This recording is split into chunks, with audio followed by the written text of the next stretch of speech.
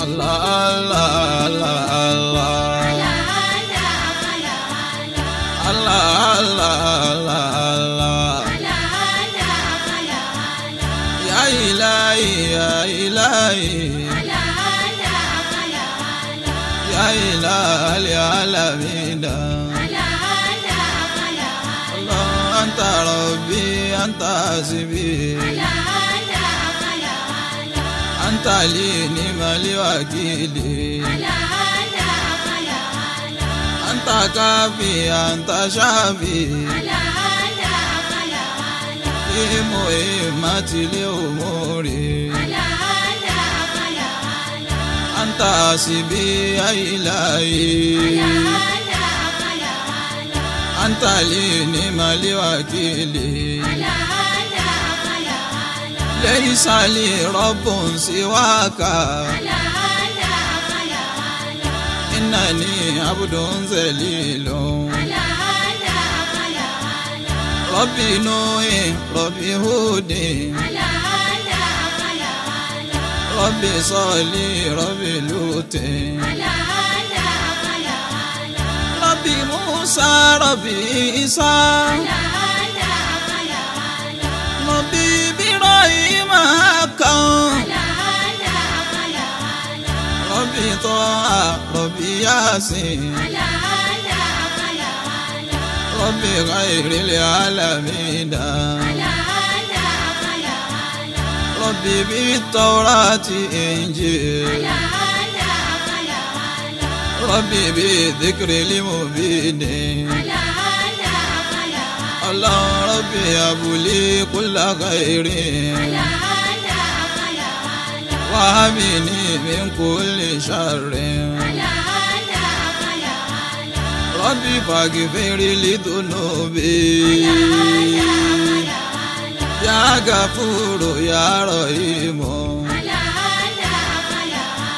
يا غفور يا رحيم يا غفور يا رحيم لا تذرني لا تدعني ربي لا تقطع رجائي لا تكلني لسواك يا إله العالمين سوء أعمالي كثير ليس لي زاد ولكن عافني من كل داء واقض عني كل دين أنت أدعو فاستجب لي يا مجيب السائلين يا إلهي يا إلهي يا إلهي يا إلهي يا إلهي يا إلهي يا إله العالمين ọba tó ní mí wá ṣàánú mi wá dúró tì mí o má yẹ̀yẹ́ mi ìwọ ni mo ní mi ò lẹ́nìkan ọ̀rọ̀ ayé mi ó dọ̀wọ́ rẹ mo ké pè ẹ́ jẹ́jẹ́ mo pè ẹ́ kíkan wá dúró tì mí o má yẹ̀yẹ́ mi mo ké pè ẹ́ lọ́sàn o mo pè ẹ́ lóru ìgbésí ayé mi ó dọ̀wọ́ rẹ mo ké pè ẹ́ nílé mo pè ẹ́ lóde wọlá òbí mi wá ṣàánú mi oore ilé ayé wá fi ṣàánú mi bọ́dí ni kìá ó máa wá ṣìkẹ́ mi ọlọ́run má fi mí sílẹ̀ fún ìyàjẹ́ ọlọ́run má dojú tì mí lójú ọ̀tá mi. Ọ̀tá inú ilé fi mí borí wọn. Ọ̀tá nínú òde fi mí borí wọn. Ọ̀tá ilé ìyá ilé bàbá mi. Wá fi mí borí gbé mi lékè wọn. Nídìílé ìyá wa fà mí gòkè. Nídìílé bàbá jẹ́nu mi ò tọrọ. Ọlọ́run àforíjì mi àṣìṣe mi. Ya Gafuru ya Rahimu. Má fàrùn ṣe mí ọba ìláyé. Àlàáfíà tó pé fi ṣàánú mi. Má yọ mí sílẹ̀ nínú ìkẹ́ rẹ. Ìkẹ́ ilé ayé àti ìkẹ́ ọ̀run. Má fẹ̀rín mi sọ̀tá mi lẹ́nu. Kọ́tà má yọ mí wá ṣàánú mi.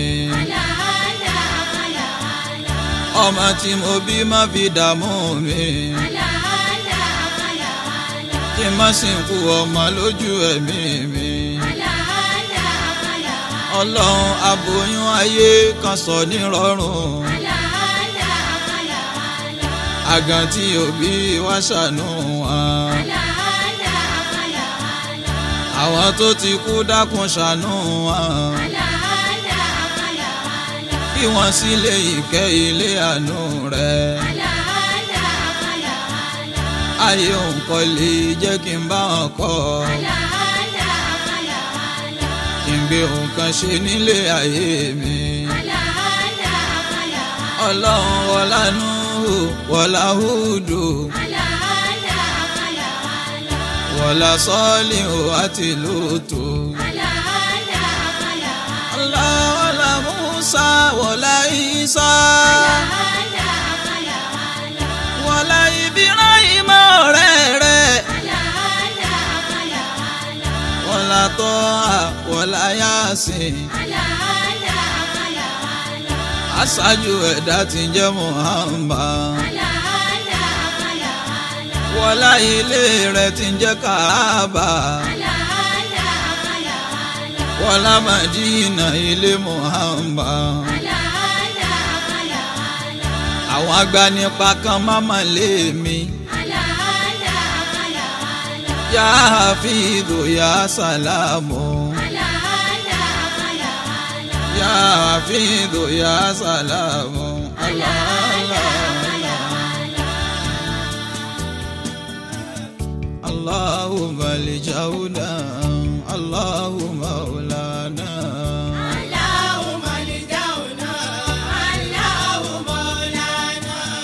اللهم لجونا اللهم مولانا اللهم لجونا اللهم مولانا اللهم لجونا اللهم مولانا أمان ملجونا رحيم مولانا مالك ملجونا قدوس مولانا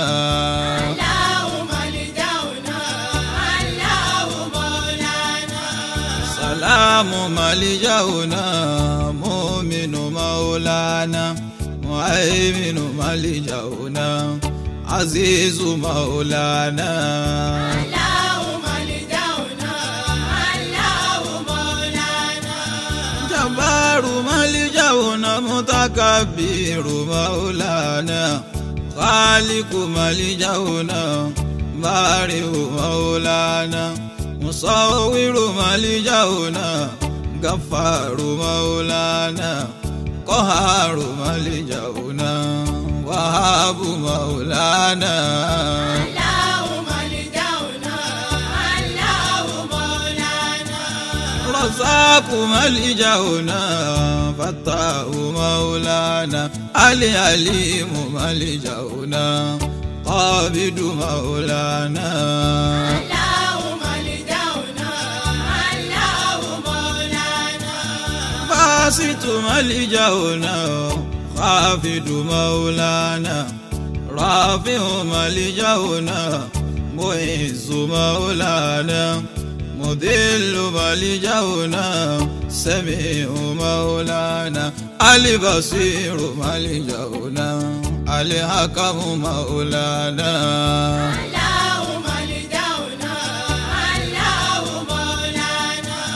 العادل ملجأنا لطيف مولانا خبير ملجأنا حليم مولانا العظيم ملجأنا غفور مولانا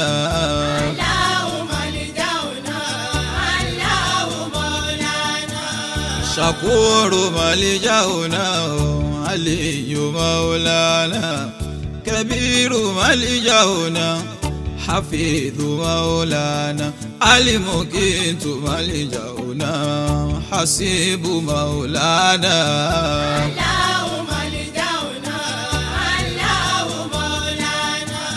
جليل ملجأنا كريم مولانا رقيب ملجأنا مجيب مولانا واسع ملجأنا حكيم مولانا الودود ملجأنا مجيد مولانا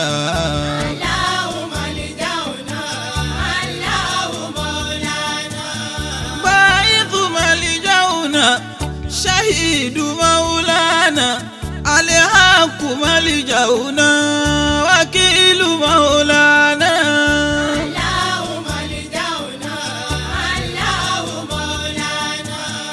قوي ملجأنا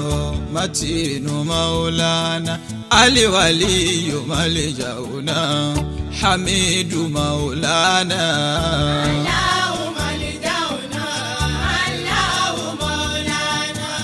الموسي ملجأنا مبديع مولانا المعيد ملجأنا المحيي مولانا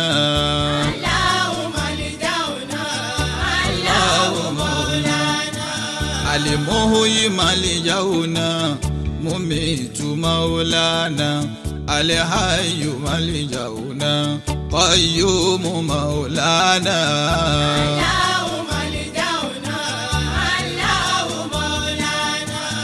واجد ملجأنا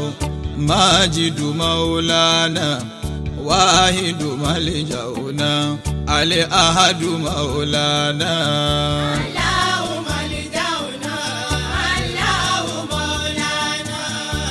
صمد ملجأنا قادر مولانا مقتدير ملجأنا مقدم مولانا مؤخر ملجأنا أول مولانا آخر ملجأنا ظاهر مولانا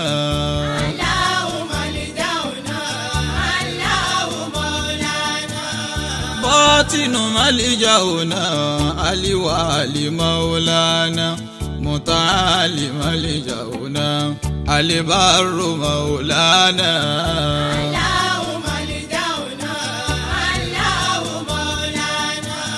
تواب ملجأنا منتقم مولانا العفو ملجأنا رؤوف مولانا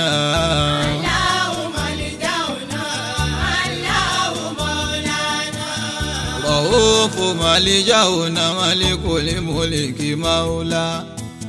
رؤوف ملجأنا ملك الملك مولانا ذو الجلال ملجأنا إكرام مولانا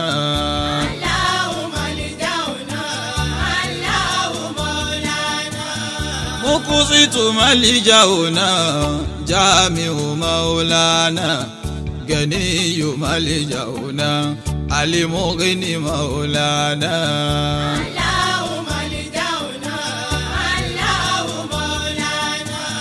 مانع ملجأنا الضر مولانا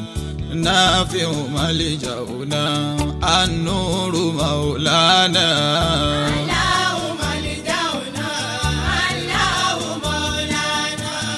alihadi malijauna alibadiu maulana alibaki malijauna warithu maulana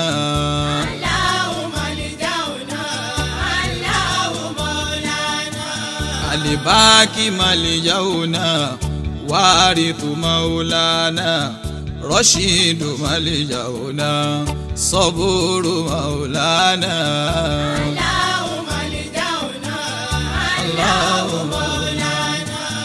رؤوف ملجأنا ملك الملك مولانا ذو الجلال ملجأنا إكرام مولانا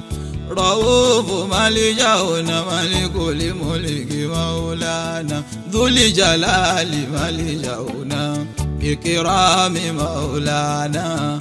الله ملجأنا الله مولانا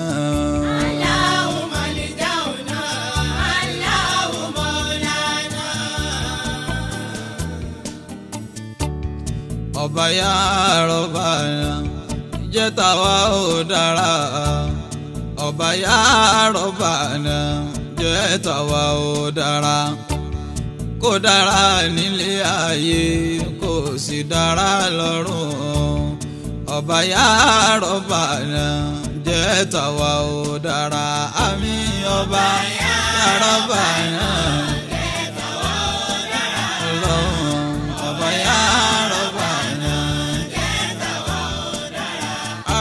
Kó dára ilé ayé kó sì dára lọ́run.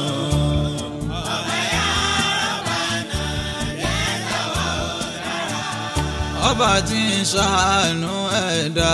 wa ṣàánú fún wa. Ọba tí ń ṣàánú ẹ̀dá wa ṣàánú fún wa. Káyé máa ń bi wá lérè pé kí ni àmúbọ̀. Ọba tí ń ṣàánú ẹ̀dá wá ṣàánú fún wa àmín ọba ya Rabbana àmín ọba ya Rabbana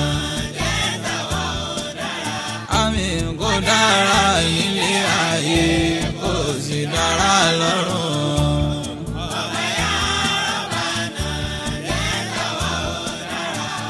Má jẹ́ kí n gbà pé tí ó dá Rabbi Olúwa má jẹ́ kí n gbà pé tí ó dá Rabbi Olúwa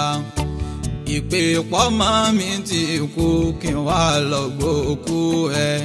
má jẹ́ kí n gbà pé tí ó dá Rabbi Olúwa ọba náà.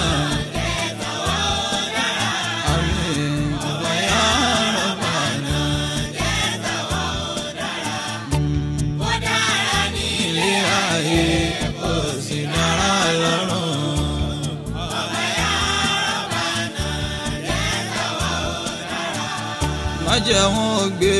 sẹ́yìn ọkọ wá bá mi má jẹ́ wọ́n gbé sẹ́yìn ọkọ wá bá mi àkọ́bí ọmọ mi àtàwọn tó kù má jẹ́ wọ́n gbé sẹ́yìn ọkọ wá bá mi àmín ọba ya Rabbana àmín ọba ya Rabbana àmín ilé ayé kò sí dára lọ́run ọba ya Rabbana ọba tí ń tàn burújí jẹ́ tèmi ó búyọ ọba tí ń tàn burújí jẹ́ tèmi ó búyọ tó bá yọ níwájú kó tún yọ lẹ́yìn tó bá yọ nílé ayé kó tún yọ lọ́run ọba tí ń tàn burújí jẹ́ tèmi ó búyọ àmín ọba ya Rabbana àmín ọba ya Rabbana àmín kó dára ilé ayé kó sì dára lọ́run ọba ya Rabbana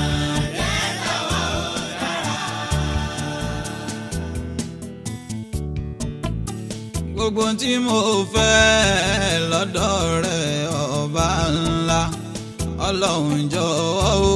wá fi lé mi lọ́wọ́. gbogbo tí mo fẹ́ lọ́dọ̀ rẹ̀ ọba ńlá ọlọ́run jọ̀wọ́ wá fi lé mi lọ́wọ́. àgbéga lèmi ń fẹ́ lọ́dọ̀ rẹ̀ ọba ńlá ọlọ́run jọ̀wọ́ o wá fi lé mi lọ́wọ́. gbogbo tí mo fẹ́ lọ́dọ̀ rẹ̀ ọba ńlá ọlọ́run jọ̀wọ́ wá fi lé mi lọ́wọ́. ọlọ́run gbogbo tí mo fẹ́ lọ́dún yìí ọba ńlá o ọlọ́run jọ̀wọ́ o wá fi lé mi lọ́wọ́. gbogbo tí mo fẹ́ lọ́dọ̀ rẹ̀ ọba ńlá o ọlọ́run jọ̀wọ́ wá fi lé mi lọ́wọ́.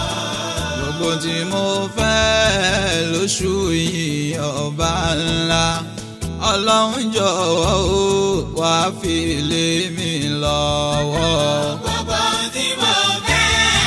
lọ́dọ̀ rẹ̀ ọba ńlá o ọlọ́run jọ̀wọ́ wá fi lé mi lọ́wọ́. gbogbo tí mo fẹ́ lọ́sẹ̀ yìí ọba ńlá o ọlọ́run jọ̀wọ́ o wá fi lé mi lọ́wọ́. gbogbo tí mo fẹ́ lọ́sẹ̀ yìí ọba ńlá ọlọ́run jọ̀wọ́ wá fi lé mi lọ́wọ́. ọlọ́run gbogbo tí mo fẹ́ lásìkò yìí ọba ńlá o ọlọ́run jọ̀wọ́ o wá fi lé mi lọ́wọ́. gbogbo tí mo fẹ́ lọ́dọ̀ rẹ̀ ọba ńlá o ọlọ́run jọ̀wọ́ wá fi lé mi lọ́wọ́. torí pé mo gbára lé ẹ mo gbọ́kàn lé ẹ mo fi ayé mi lólùwà lọ́wọ́ ọba tí ń ṣàánú mi látàtàná ọlọ́run títí dòní má padà lẹ́yìn mi títí lọ láéláé mo gbára lé ẹ mo gbọ́kàn lé mo fi ayé mi lólùwà lọ́wọ́ ọba tí ń ṣàánú mi látàtàná títí dòní má padà lẹ́yìn mi títí lọ.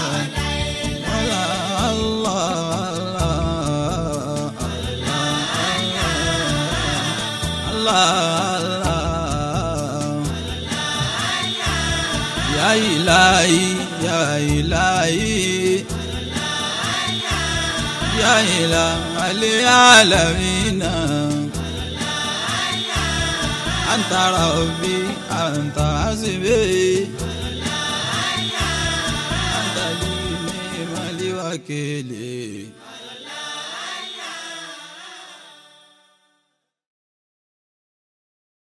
أعوذ بالله من الشيطان الرجيم بسم الله الرحمن الرحيم الله أكبر الله أكبر الله أكبر لا إله إلا الله الله أكبر الله أكبر ولله الحمد الله أكبر كبيرا والحمد لله كثيرا وسبحان الله بكرة وأصيلا لا إله إلا الله وحده أنجز وعدا ونصر عبدا وأنزى جندا وهزم الأحزاب وحدا لا إله إلا الله ولا نعبد إلا إياه مخلصين له الدين ولو كره الكافرون اللهم صل على سيدنا محمد وعلى آل سيدنا محمد وعلى أصحاب سيدنا محمد وعلى أنصار سيدنا محمد وعلى أزواج سيدنا محمد وعلى ذرية سيدنا محمد وسلم تسليما كثيرا كثيرا. الفاتحة. بسم الله الرحمن الرحيم. الحمد لله رب العالمين الرحمن الرحيم مالك يوم الدين. إياك نعبد وإياك نستعين. اهدنا الصراط المستقيم صراط الذين أنعمت عليهم غير المغضوب عليهم ولا الضالين. آمين. إن الله وملائكته يصلون على النبي يا أيها الذين آمنوا صلوا عليه وسلموا تسليما. اللهم صل على سيدنا محمد ويا ربي صل على سيدنا شفيع الأمة. اللهم صل على سيدنا محمد يا ربي صل على سيدنا كاشف الغمة. اللهم صل على سيدنا محمد يا ربي صل على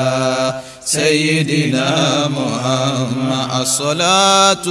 ثم السلام ثم السلام على محمد غير الأنام. الله الصلاة ثم السلام ثم السلام على محمد غير الأنام. الصلاة ثم السلام ثم السلام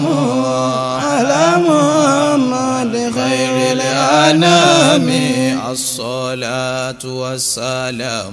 الصلاة والسلام الصلاة والسلام على محمد. الصلاة والسلام على المصطفى. الصلاة والسلام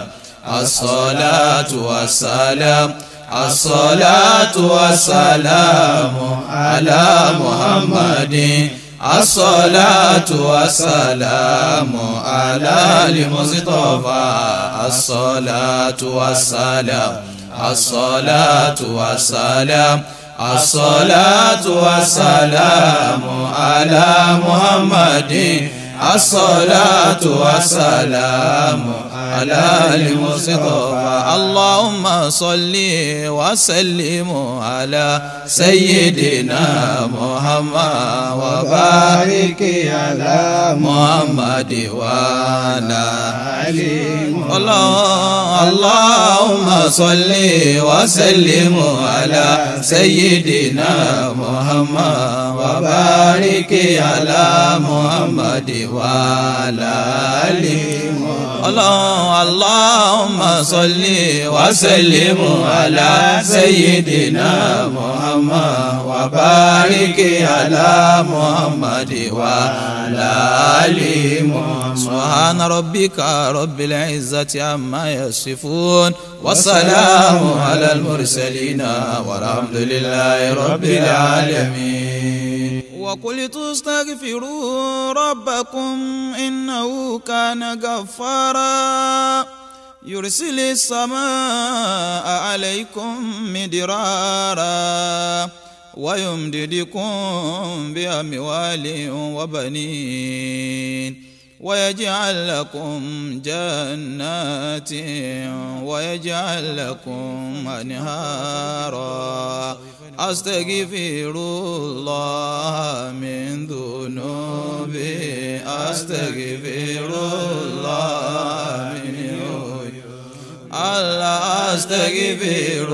الله من ذنوبي أستغفر الله من الله أستغفر الله من ذنوبي أستغفر الله من الله أستغفر الله من ذنوبي أستغفر الله من أستغفر الله الله الله سبحان الله الله الله والحمد لله الله الله لا إله إلا الله الله الله الله أكبر الله الله ما شاء الله الله الله أستغفر الله الله الله سبحان الله الله الله والحمد لله الله الله لا إله إلا الله الله الله الله أكبر الله الله ما شاء الله الله أستغفر الله الله الله سبحان الله الله الله والحمد لله الله الله لا إله إلا الله الله الله الله أكبر الله الله ما شاء الله الله يا غافر الذنوب يا ساتر العيوب يا مفرج الكروب يا قاضي الحاجات لا إله إلا الله يا غافر الذنوب يا ساتر العيوب يا مفرج الكروب يا قاضي الحاجات لا إله إلا الله يا غافر الذنوب يا ساتر العيوب يا مفرج الكروب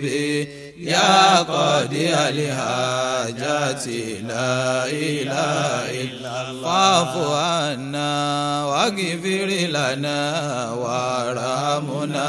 فاعف عنا واغفر لنا وارحمنا الله فاعف عنا واغفر لنا وارحمنا فاعف عنا واغفر لنا وارحمنا الله فاعف عنا واغفر لنا وارحمنا فاعف عنا واغفر لنا وارحمنا أستغفر الله لا إله إلا الله محمد رسول الله الصلاة والسلام على خير خلق الله أستغفر الله لا إله إلا الله محمد رسول الله الصلاة والسلام على خير خلق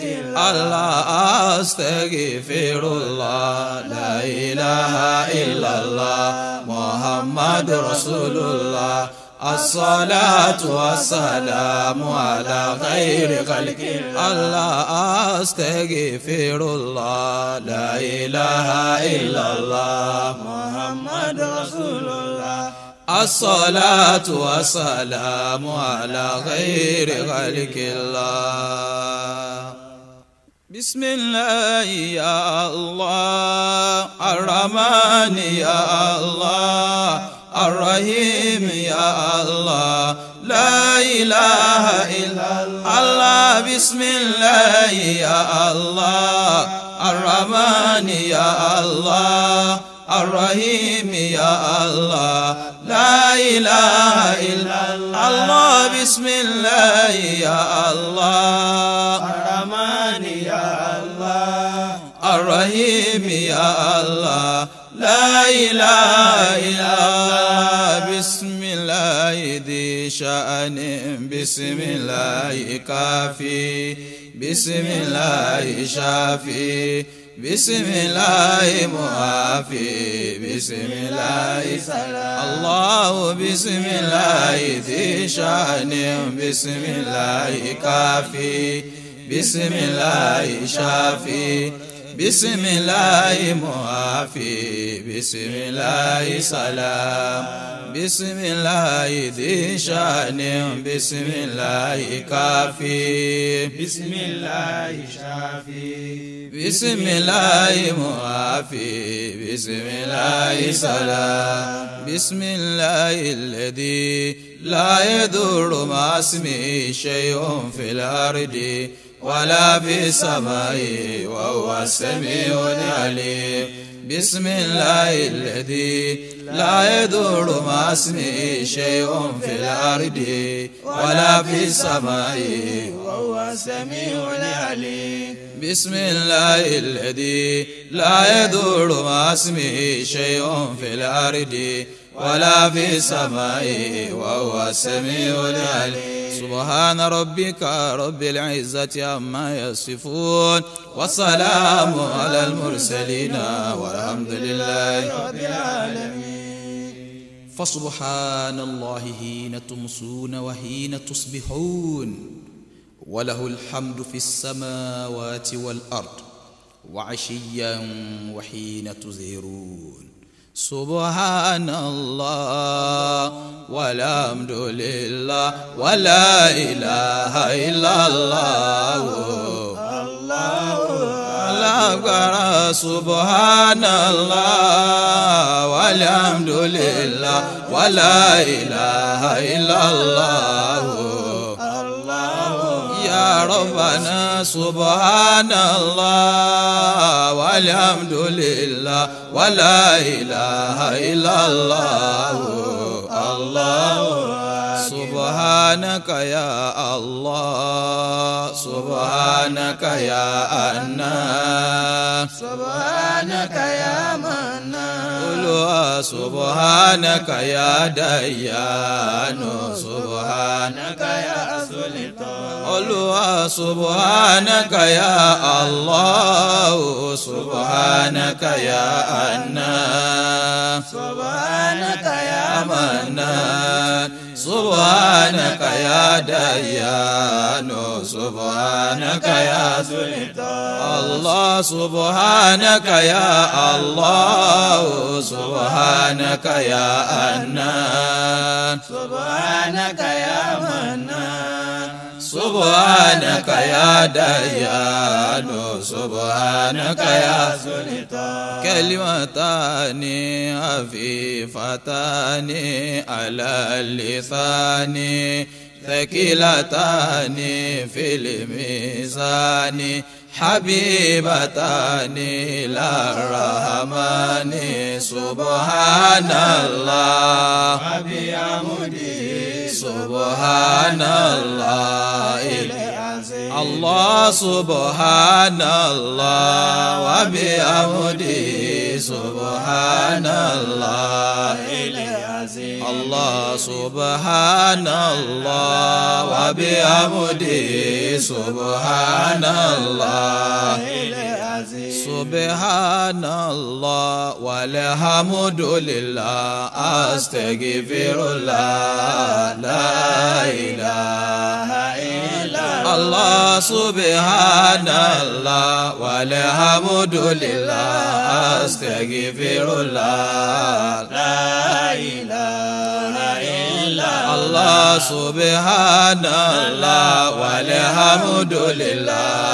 أستغفر الله لا إله إلا الله سبحان الله والحمد لله أستغفر الله لا إله إلا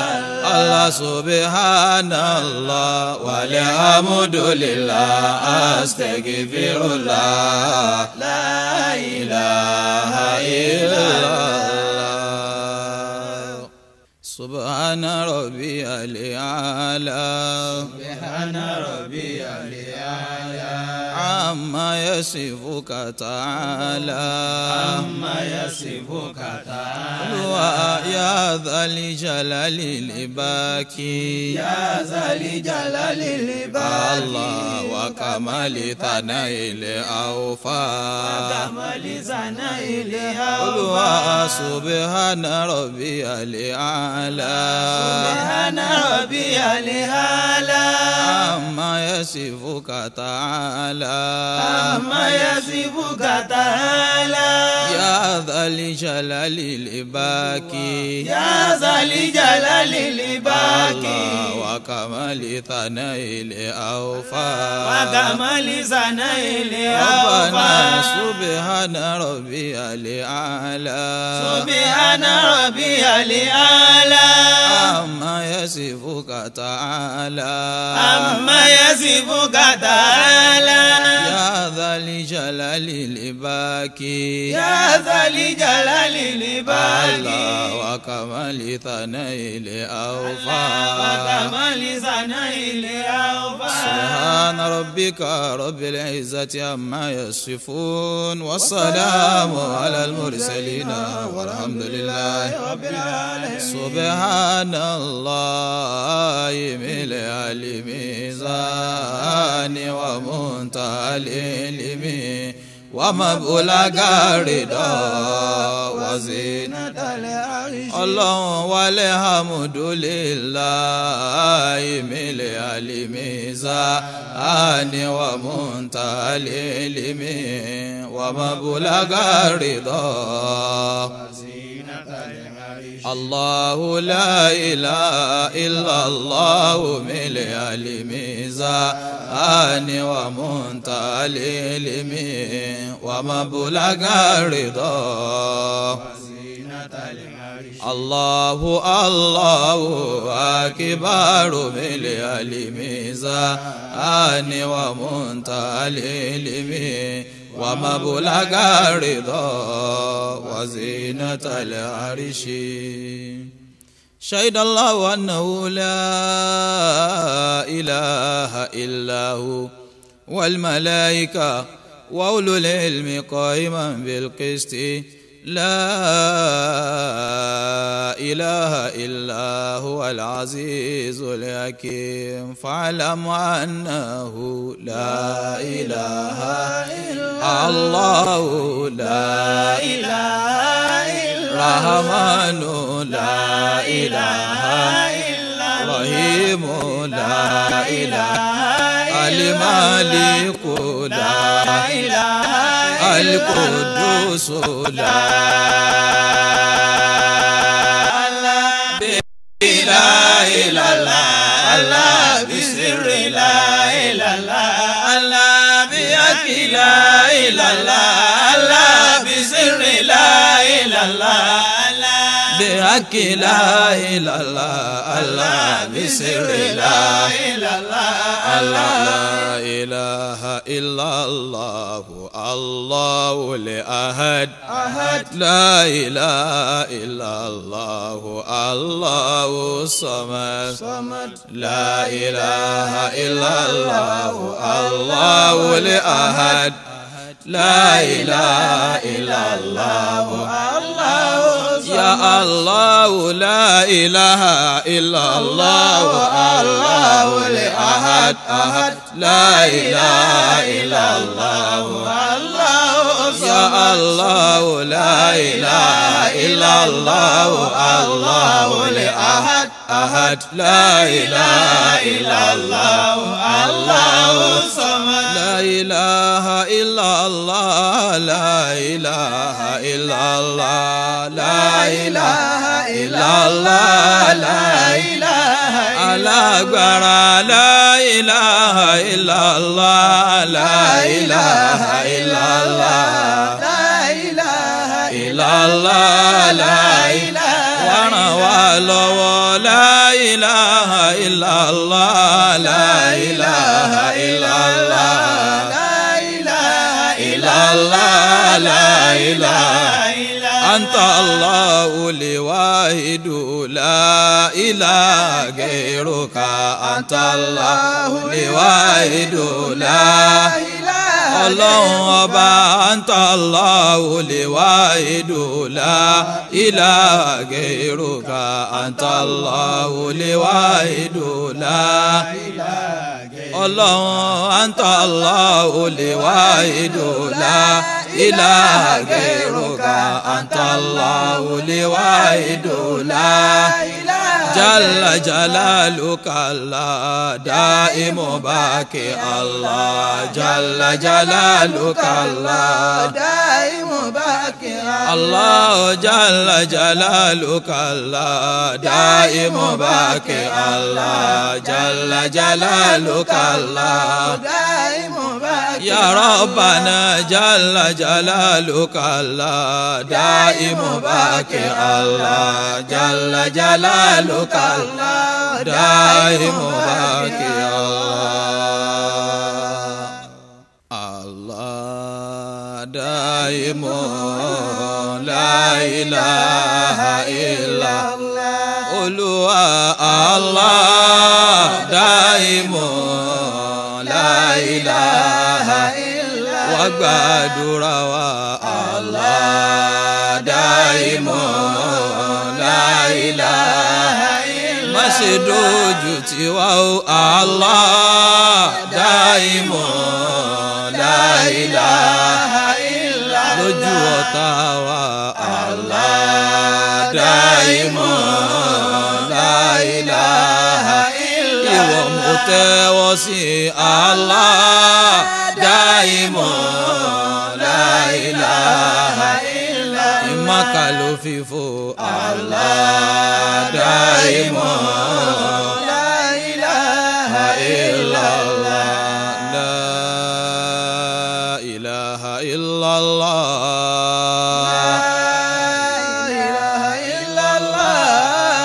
سبحان الملك القدوس سبحان الملك القدوس لا إله إلا الله لا إله إلا الله سبحان العزيز الجبار سبحان العزيز الجبار لا إله إلا الله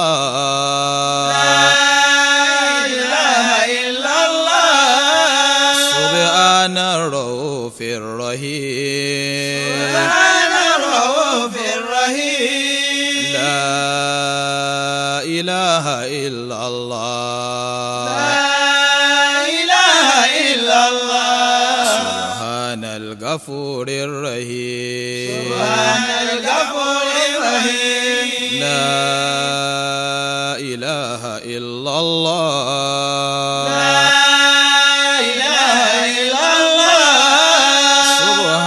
الكريم الحكيم سبحان الكريم الحكيم لا إله إلا الله لا إله إلا الله سبحان اللطيف الخبير سبحان اللطيف الخبير لا إله إلا الله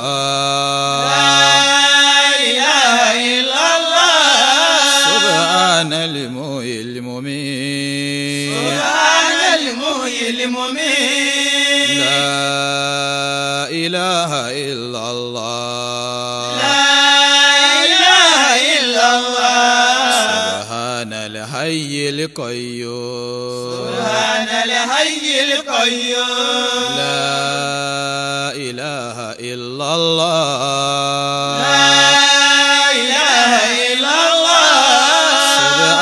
الخالق البارئ سبحان الخالق البارئ لا إله إلا الله لا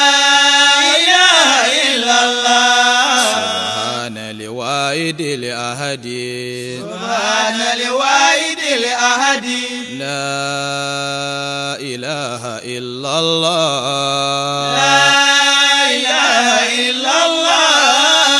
سبحان الأول الآخر سبحان الأول الآخر لا إله إلا الله لا إله إلا الله سبحان الظاهر الباطن الباطن سبحان الظاهر الباطن لا إله إلا الله لا إله إلا الله سبحان السميع البصير سبحان السميع البصير لا إله إلا الله لا إله إلا الله سبحان الواحد القهار سبحان الواحد القهار لا إله إلا الله لا إله إلا الله سبحان ذي الملك والملكوت سبحان ذي الملك والملكوت لا إله إلا الله لا إله إلا الله سبحان ذي الكبرياء والجبروت سبحان ذي الكبرياء والجبروت لا إله إلا الله لا إله إلا الله سبحان الحي الذي لا يموت سبحان الحي الذي لا يموت لا إله إلا الله لا إله إلا الله سبحان رب العالمين سبحان رب العالمين يا ذا الجلال والإكرام يا ذا الجلال والإكرام يا ذا الجلال والإكرام يا ذا الجلال والإكرام يا ذا الجلال والإكرام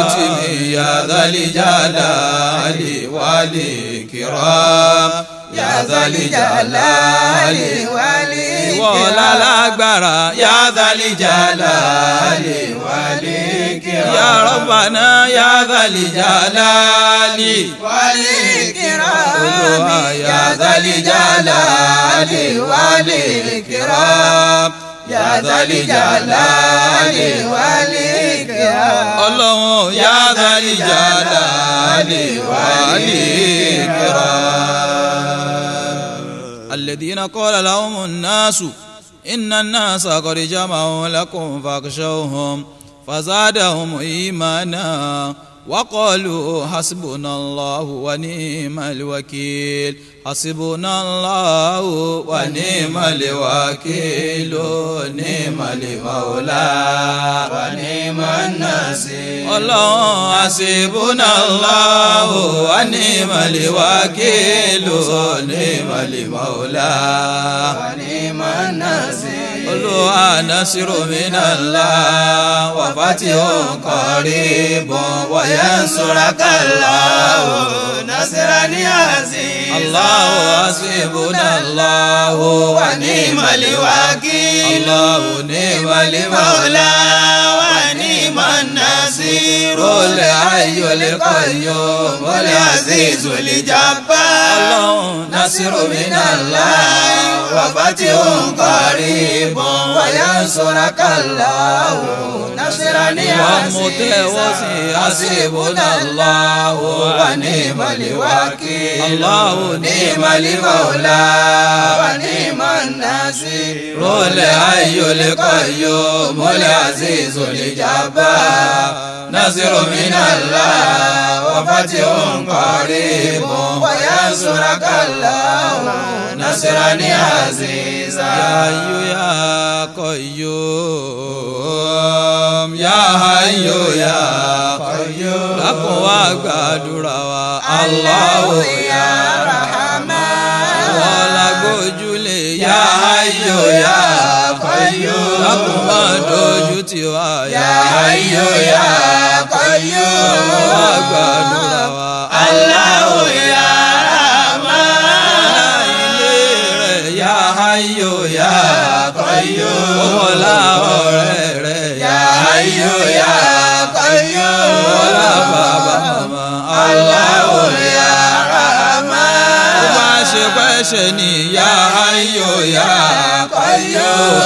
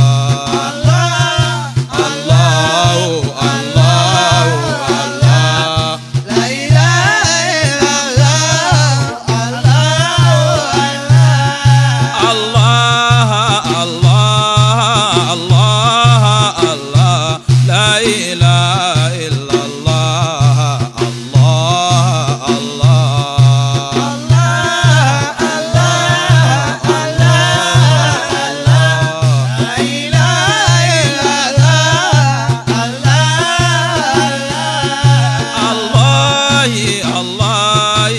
الله الله لا إله إلا الله الله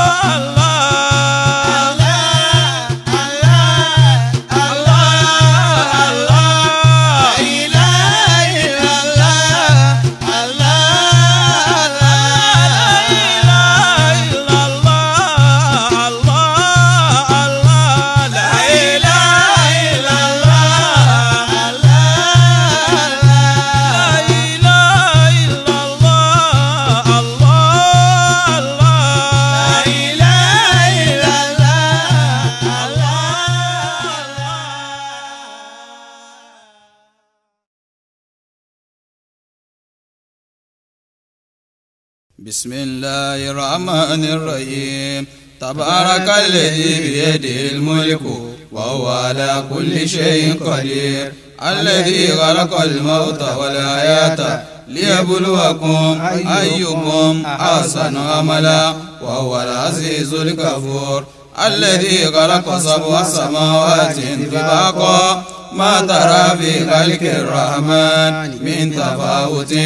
فارجع البصر هل ترى من فطور ثم ارجع البصر كرتين ينقلب إليك البصر خاسئا وهو حسير ولقد زينا السماء الدنيا بمصابيح وجعلنا رجوما للشياطين وأعتدنا لهم عذاب السعير وللذين كفروا بربهم عذاب جهنم وبئس المصير إذا ألقوا فيها سمعوا لها شهيقا وهي تفور تكاد تميز من الغيظ كلما ألقي فيها فوج سألهم حسنتها ألم يأتكم نذير قالوا بلى قد جاءنا النذير فكذبنا وقلنا ما نزل الله من شيء إن أنتم إلا في ضلال كبير وقالوا لو كنا نسمع أو نعقل ما كنا في أصحاب السعير فاعترفوا بذنبهم فسوقا لأصحاب السعير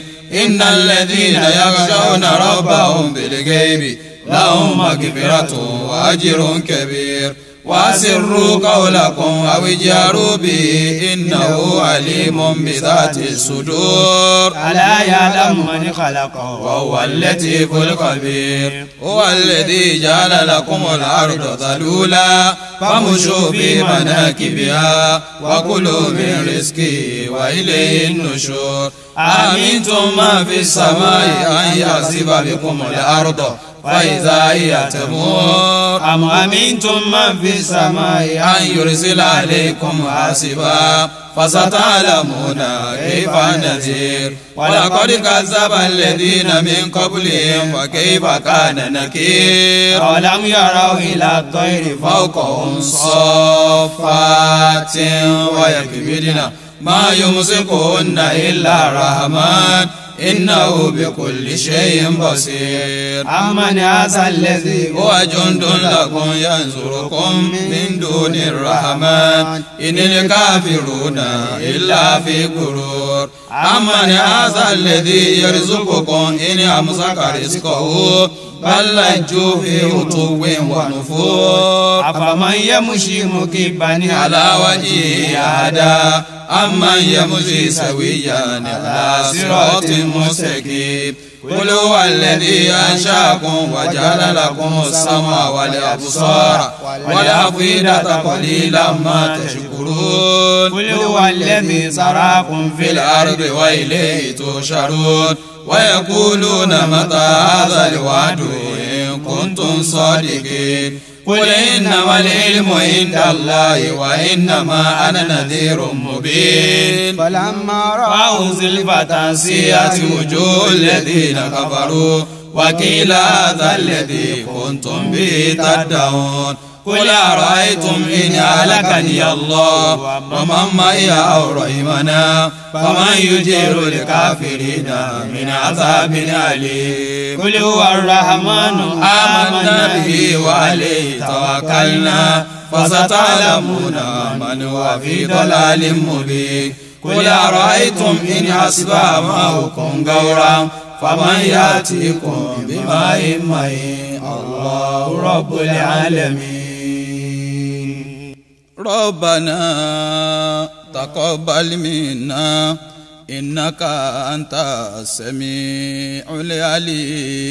العليم اللهم آمين تب علينا يا مولانا إنك أنت التواب الرحيم آمين وادنا ووافقنا إلى الحق وإلى طريق المستقيم اللهم آمين اللهم يا من أظهر الجميل آمين وستر القبيح ولم يؤاخذ بالجريرة ولم يأتك سترا ويا عظيم العفو ويا هذن التجاوز ويا واسع المغفرة يا باسط اليدين بالرحمة يا سامع كل نجوى يا منتهى كل شكوى يا كريم الصفو يا عظيم المن يا مكيل العثرات يا مبتدئا بالنعم قبل استحقاقها يا ربي يا سيدي يا مولاي يا غاية راغبتي أسألك أن لا تشاوي خلقتي ببلاء الدنيا ولا بعذاب النار اللهم آمين